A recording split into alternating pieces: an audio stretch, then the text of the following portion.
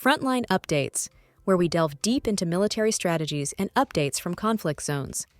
Today, we're discussing the progress of the ongoing special military operation as of May 20th, 2025.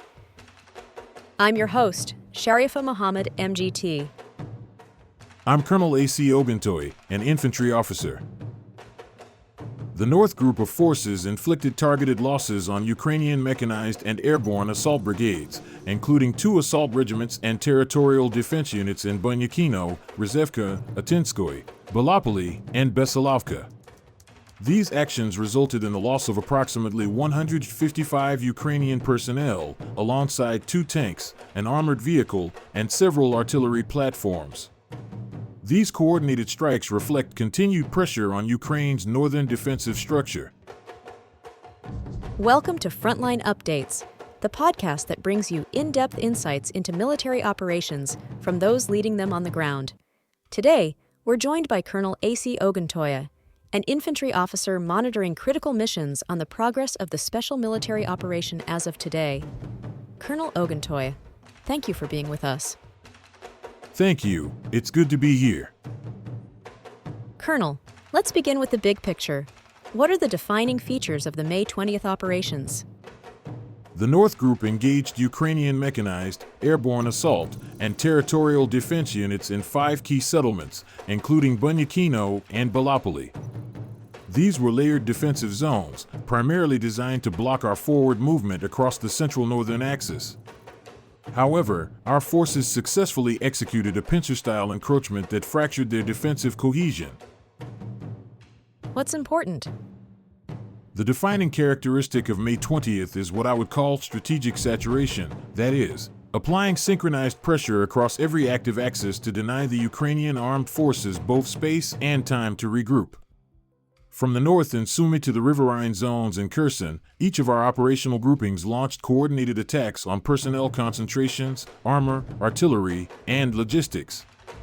This wasn't about isolated engagements, it was about interlinked tactical advances supported by long-range fires, electronic warfare suppression, and persistent ISR. The day's operations were also notable for the destruction of several Western-supplied systems, which indicates not just attrition of hardware but the erosion of the technological advantage Ukraine has leaned on heavily. Let's start in the north. What happened in Sumy on May 20th, and what did the North Group accomplish? The West Group improved its tactical posture significantly, particularly near Kupiansk and Karpovka. We faced and defeated 2 mechanized brigades, an airmobile unit, and a National Guard brigade. The enemy lost over 240 servicemen, a tank, and an armored combat vehicle. One of the highlights was the destruction of a Cordis electronic warfare system and 2 ammunition depots. This signals a targeted effort to erode Ukrainian situational awareness and C2, command and control, capacity. These systems are what enable them to coordinate drone strikes, artillery placement, and encrypted communication. Removing them puts them in a reactive posture, rather than a planning one. How did the Southern Group contribute to the day's gains? The Southern Group continued its methodical clearing of defensive positions across central Donetsk. In towns like Pretikino and Minkavka, we encountered resistance from combined arms brigades, mechanized, airmobile, and assault. We destroyed 7 armored combat vehicles and over 260 enemy personnel in that sector alone. Additionally, we neutralized 4 artillery pieces and 5 ammunition depots. But the real gain here is positional. We have occupied tactically advantageous terrain that allows us to monitor and interdict Ukrainian reinforcement corridors. It gives us visibility and influence over the next echelon of defenses. Let's talk about the Center Group. The casualty numbers there are high. What drove that outcome? The Center Group engaged 3 Ukrainian mechanized brigades and 2 National Guard formations. The engagement spanned a cluster of settlements, Koptivo, Rizino, and Krasnoarmeysk among them. These were deliberate, well-coordinated strikes that utilized overlapping artillery, tactical drones, and armor. Continue. We inflicted over 420 Ukrainian casualties and destroyed 9 armored combat vehicles. The reason these operations were so effective is that we had detailed ISR-driven targeting. We weren't just hitting formations in motion, we were targeting their staging areas, their logistics convoys, and their fallback positions. It's the application of deep battle doctrine. We don't just contest the front, we collapse the whole operational depth.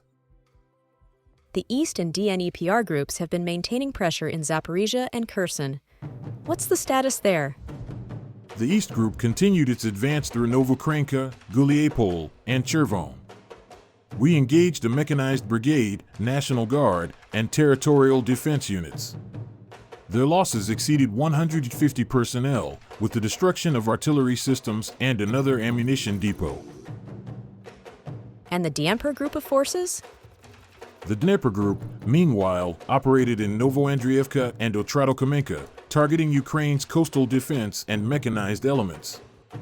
While the engagements were smaller in scale, we destroyed 2 armored vehicles and 3 ammo depots. That affects their ability to sustain defensive fire or resupply forces shifting between Zaporizhia and Kherson. How did your long-range precision strikes and air defense systems perform? Exceptionally well. Across 147 districts, we conducted joint fires against Ukrainian airfields, UAV production workshops, ammo dumps, and technical support depots.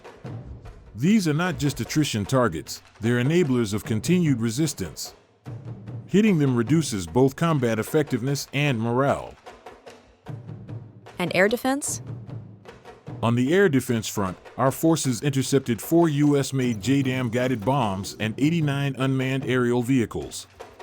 This kind of performance is what allows our ground maneuver units to operate with lower risk and higher tempo. It also imposes significant costs on the enemy, especially given their dependency on UAV surveillance and U.S.-supplied precision munitions. What's the overall strategic significance of May 20th's operations? May 20th reflects a battlefield trend, convergence. We're witnessing the convergence of tactical initiative, information dominance, and logistics interdiction. Ukrainian forces are increasingly reactive. Our multi-pronged advances aren't giving them time to regroup or reposition. The destruction of EW systems, NATO armor, and command posts has disrupted their tempo. What comes next is about holding these tactical gains, expanding fire control zones, and continuing to apply pressure that erodes the coherence of Ukrainian operational planning. Colonel, thank you for providing such a detailed briefing on the current military situation. Your insights are invaluable to our understanding of the conflict's dynamics. And thank you to our listeners for tuning in. Join us next time as we continue to provide up-to-date coverage on global military affairs. Stay with us for more updates and expert analyses on global defense and security issues. Stay informed, stay secure. Thank you. We remain committed to operational clarity and decisive action. Today, several nations, including the UK, France, and Canada, are threatening action against Israel. The UK has specifically paused trade talks with Israel and criticized its war on Gaza. Airstrikes in Gaza have resulted in numerous deaths, leading to increased international criticism of Israel. The EU is also reviewing its relationship with Israel. The UN warns of a dire situation in Gaza, stating that 14,000 babies could die if aid is not delivered within 48 hours. This has been Frontline Updates. Stay tuned for continuing analysis and expert commentary as developments unfold.